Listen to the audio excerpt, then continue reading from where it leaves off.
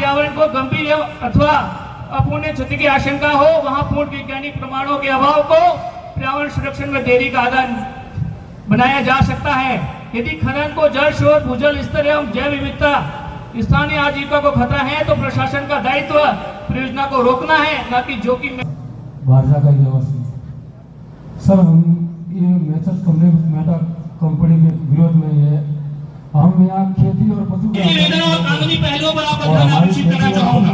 हम कहीं जाने वाले भारतीय संविधान के अनुच्छेद 21 ये हमें कहता है, माननीय सर्वोच्च न्यायालय ने अपने और जब वो पत्र वायरल होता है और जब ग्रामीणों को पता चलता है तब उसी दिन रात को आनंद फानंद में सभी 4 ग्राम पंचायतों के अंदर कैंपों घुमाए जाते हैं और सुनवाई की सूचना दी जाती है। तो महोदय, सर्वप्रथम तो ये जांच का विषय है कि जब अगर पंचायतों के पास में ये पत्र 25 अगस्त 2025 को आ गए थे तो किस आधार पर लोगों से सुनवाई की सूचना को छुपाया गया? महोदय, दूसरा मेरा जो प्रस्तुत करना चाहता हूं आपके सामने वो ये है कि जो जन सुनवाई हुई उसकी सभी रिकॉर्डिंग हुई थी और वो आज भी ऑफिशियल मौजूद होगी। महोदय, जन सुनवाई में अधिकतर रूप से आपत्तियां दर्ज करवाई गई थी, लेकिन उसके कुछ दिनों के बाद में व्हाट्सएप ग्रुप पर अनेकों कंपनी के पक्ष में समर्थन पत्र वायरल हुए थे। जब ग्रामीणों के द्वारा विशेष ग्राम सभा का आयोजन करवाया गया तब उनमें से होगा Subhash Kumar versus state of Bihar का एक जजमेंट था 1991 तथा एमसी मेहता श्रृंखला के मामले में सर्वोच्च न्यायालय ने स्पष्ट किया कि प्रदूषण मुक्त वातावरण प्रत्येक नागरिक का मौलिक अधिकार है। यदि प्रस्तावित खनन परियोजना में भूजल, वायु गुणवत्ता, कृषि, भूमि या प्राकृतिक संसाधन प्रभावित होते हैं तो यह स्थानीय निवासियों के मौलिक अधिकारों का सीधा हनन होगा।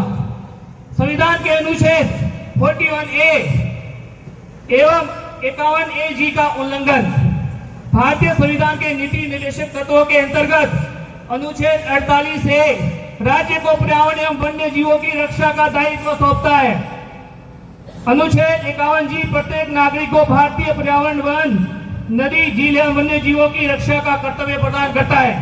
अतः राज्य प्रशासन का प्रथम दायित्व है पर्यावरण संरक्षण है, न कि ऐसे विकास कार्य को बढ़ावा देना जिनकी प्राकृतिक संसाधनों का स्थायी विनाश हो। एनवायरमेंट प्रोटेक्शन एक्ट 1986 के भावना के विपरीत यह खनन परियोजना है। पर्यावरण संरक्षण अधिनियम 1986 का मूल उद्देश्य पर्यावरण संतुलन एवं पारिस्थितिकी तंत्र की सुरक्षा है। यदि परियोजना के पर्यावरणीय प्रभावों का सही आकलन नहीं किया गया, स्थानीय भूगोल, वनस्पति, जल स्रोत एवं कृषि क्षेत्र एवं सामाजिक प्रभावों को कमतरता बताया गया अथवा तथ्य छुपाए गए हैं तो ऐसी पर्यावरण स्वीकृति विधिक रूप से टिकाऊ नहीं मानी जाती। ये मैं नहीं कह रहा था, भी आपका ये एक्ट कह रहा है। यही नोटिफिकेशन 2006 के प्रावधानों का संभावित उल्लंघन जो इन्होंने जन सुनवाई की थी, इसके संदर्भ में आपका ध्यान आकर्षित करना चाहूंगा। प्रभाव आंकलन अधिनियम 2006 के अनुसार जन सुनवाई पारदर्शी होनी चाहिए, पूरी ट्रांसपेरेंसी होनी चाहिए थी, लेकिन नहीं हुई। बंद कमरे में करने का पूरा प्रयास हुआ। जनता के विरोध के बाद अधिकारियों के टेबल कुर्सी हिमाना ग्राम पंचायत से उस मैदान में आए थे। प्रभावित लोगों को पूर्ण जानकारी नहीं मिली, सिर्फ कागजी घोड़े पर्यावरण जन सुनवाई के दौड़ाए गए और संबंधित जिम्मेदार विभाग ने, पॉल्यूशन कंट्रोल बोर्ड ने अखबारों में नोटिफिकेशन छपा दिया। कब छपा जनता तक नहीं पहुंचा, क्योंकि ग्रामीण जनता अखबारें नहीं पढ़ती, अधिकांश गांवों में अखबार नहीं जाते। पर्यावरणीय प्रभावों का सही एवं वैज्ञानिक आकलन नहीं किया गया। यदि प्रभावित जनता को पर्याप्त जानकारी नहीं दी गई, कृषि भूमि को बंजर दर्शाया गया, वृक्षों एवं प्राकृतिक संसाधनों की वास्तविक स्थिति नहीं बताई गई अथवा स्थानीय विरोध को नजरअंदाज किया गया तो संपूर्ण प्रक्रिया पुनः परीक्षण योग्य है। जो पर्यावरण जन सुनवाई हुई थी उसको तुरंत प्रभाव से निरस्त किया जाए, पहली मांग हमारी है। सावधानी सिद्धांत, पर्यावरण को गंभीर अथवा अपूर्ण क्षति की आशंका हो वहां पूर्ण वैज्ञानिक प्रमाणों के अभाव को पर्यावरण संरक्षण में देरी का आधार बनाया जा सकता है। यदि खनन को जल स्रोत, भूजल स्तर एवं जैव विविधता, स्थानीय आजीविका को खतरा है तो प्रशासन का दायित्व परियोजना को रोकना है, न कि जोखिम में अनुमति देना। पब्लिक ट्रस्ट, लोक न्याय सिद्धांत, इसमें आपको याद होगा एमसी मेहता वर्सेस कमलनाथ 1997 में सर्वोच्च न्यायालय ने कहा था जल, वन, नदी एवं पर्वत एवं प्राकृतिक संसाधन जनता की साझा संपत्ति है तथा राज्य इनकी ट्रस्टी संरक्षक है। राज्य प्राकृतिक संसाधनों को ऐसे निजी व्यवसायिक उपयोग हेतु नहीं सौंप सकता। सार्वजनिक हित को नुकसान पहुंचे। सतत विकास का सिद्धांत, नर्मदा बचाओ आंदोलन के तथा इसके अन्य निर्णयों में सर्वोच्च न्यायालय ने स्पष्ट किया विकास एवं पर्यावरण के बीच संतुलन आवश्यक है। यदि किसी परियोजना को अल्पकालीन आर्थिक लाभ के बदले में दीर्घकालीन पर्यावरण विनाश होता है तो ऐसी परियोजना सतत विकास की कटौती पर असफल मानी जाती है। भावी पीढ़ियों का अधिकार, सर्वोच्च न्यायालय ने माना कि प्राकृतिक संसाधन केवल वर्तमान पीढ़ी के लिए नहीं बल्कि भावी पीढ़ियों के धरोहर भी हैं। अरावली क्षेत्र भूजल, वनस्पति, जैव विविधता एवं प्राकृतिक संसाधनों का विकास आने वाली पीढ़ियों के अधिकारों का अभिहनन होगा। अरावली पर्वतमाला एवं पारिस्थितिकी तंत्र पर गंभीर खतरा। सिरोही जिले में अरावली पर्वतमाला गुजरती है।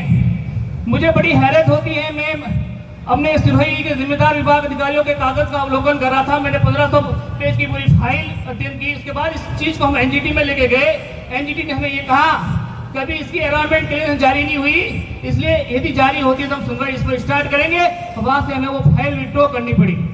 ये नहीं है कि हम न्यायिक रूप से नहीं लड़ रहे, जहां भी सक्षम स्तर पर हम कानूनी रूप से भी लड़ रहे हैं, लेकिन हमारे जिम्मेदार विभाग के ये रोक, इन्होंने देश का सर्वोच्च न्यायालय ये तय नहीं कर पाया कि who is the definition of Aravalli. लेकिन हमारे अधिकारियों ने अरावली की डेफिनेशन तय कर दी और ये बता दिया कागजों में कि ये खनन परियोजना, दो ही कागज इन लोगों के सामने, एक में बताया कि 10 मीटर दूर है और दूसरे कागज में इन्होंने बताया कि 54 मीटर की दूरी पर अरावली रेंज है। यदि मैं इनको कागज को ही सत्य मान लेता हूँ 10 मीटर पर अरावली है तो आप प्लास्टिंग करोगे तो क्या 10 मीटर से उस अरावली को नुकसान नहीं होगा? कैसे आप स्वीकृति दे सकते हो? कैसे आप क्लियरेंस दे सकते हो अरावली का? मैं आपके ही कागज की बात कर रहा हूँ। आपने लिखा है कि ये खनन क्षेत्र 10 मीटर से दूर है, तो 10 मीटर दूर है तो क्या 10 मीटर जब प्लास्टिक होता का क्षेत्र प्रभावित नहीं होगा? आप इन कागजों का अध्ययन करें। अरावली भारत की सबसे प्राचीन पर्वत श्रृंखलाओं में से एक है। सर्वोच्च न्यायालय एवं राष्ट्रीय हरित अधिकरण ने विभिन्न मामलों में अरावली क्षेत्र की रक्षा को राष्ट्रीय पर्यावरण आवश्यक माना है। यदि प्रस्तावित खनन गतिविधियां अरावली क्षेत्र में जल ग्रहण क्षेत्र में पहाड़ी भूभाग या उससे जुड़े पर्यावरणीय तत्वों को प्रभावित करती हैं तो अनुमति प्रदान कर समय अत्यधिक सावधानी बरतना आवश्यक है। भूजल एवं जल स्रोतों पर प्रतिकूल प्रभाव। ईस्ट कमलेश मेटाकास्ट की खनन परियोजना से जो जल पर प्रभाव पड़ेगा भूगर्भ वाले, उस संदर्भ में मान्यवर आप पर ध्यान आकर्षित करवाना चाहूंगा। भूजल स्तर में गिरावट, जल स्रोतों के सूखने, जल प्रदूषण, प्राकृतिक जल निकासी प्रणाली के क्षरण का कारण बनती है। प्रस्तावित क्षेत्र में किसान, पशुपालक, ग्रामीण समुदाय जल स्रोतों पर निर्भर है अतः विस्तृत स्वतंत्र या बिना परियोजना जनहित के विपरीत होगी। कृषि भूमि एवं आजीविका पर प्रभाव। यदि परियोजना क्षेत्र में वास्तविक रूप से कृषि गतिविधियां संचालित हैं तथा भूमि उपजाऊ एवं सिंचित है तो उसे बंजर अथवा अनुपयोगी बताना तथ्यात्मक एवं विधिक जांच का विषय है। क्षेत्र की बड़ी आबादी कृषि, पशुपालन एवं प्राकृतिक संसाधनों पर निर्भर है। ऐसे में परियोजना सीधे तौर पर ग्रामीण अर्थव्यवस्था एवं आजीविका प्रभावित करेगी। व्यापक उपस्थित जो राज्य सरकार ने विशेष समिति बनाई है उसके सदस्य के रूप जिला कलेक्टर महोदय, समिति के अन्य सभी सदस्यगण, उपस्थित सभी सम्मानित जनप्रतिनिधिगण, देवियों, सज्जनों, प्यारे बच्चों, विषय आप सभी को बहुत अच्छी तरह से मालूम है और ये जो विशेष जो प्रोजेक्ट था जो कमलेश मेटाकास्ट के नाम पर, इसकी पर्यावरण की दृष्टि से एक जन सुनवाई पिछले वर्ष सितंबर में रखी गई थी। उसके संबंध में आपकी जो 4 पंचायतों के जो ग्रामवासी हैं उनके जो विरोध थे, उनकी जो भावना थी, वो राज्य सरकार उच्चतम स्तर तक पहुंची और सरकार ने अत्यंत संवेदनशीलता से आपकी जन भावना का ध्यान में रखते हुए एक ये समिति का गठन किया और उस समिति को भी सरकार ने जो निर्देश दिए उनके अनुरूप एक अपनी रिपोर्ट तैयार करनी होगी उसके तहत हम आप लोगों से बातचीत करने के लिए आज यहाँ आए। आपकी सब बातें हमने शांतिपूर्ण सौहार्दपूर्ण वातावरण में रखी। मुझे बहुत खुशी है कि सबने बिल्कुल विनम्रता के साथ में अपनी सारी बातें रखी। हमने आपने जो कुछ भी बोला उसकी पूरा रिकॉर्ड रखा है। आपके लिखित में भी जो ज्ञापन है वो रखे हैं। राज्य सरकार या लोकतंत्र में कोई भी सरकार है उसके लिए जन भावना सर्वोपरि होती है। जनता की भावना को ध्यान में रखते ही सरकार अपने सारे महत्वपूर्ण निर्णय करती है। तो आपने जो कुछ हमें आज यहाँ दिया है, जो आपकी भावनाएं हैं, उनका हम अध्ययन करते हुए शासन को हम जो हमें निर्देश हैं उसके अनुरूप हम शासन को अवगत कराएंगे। और मैं ये विश्वास दिलाता हूँ कि आपने जो कुछ लिख के दिया है उस पर पूरी तरह से गौर होगा। और इसी भावना के साथ में मैं आज की इस जो सुनवाई है उसको यहीं पर समाप्त करने की घोषणा करता हूँ। धन्यवाद। जय हिंद।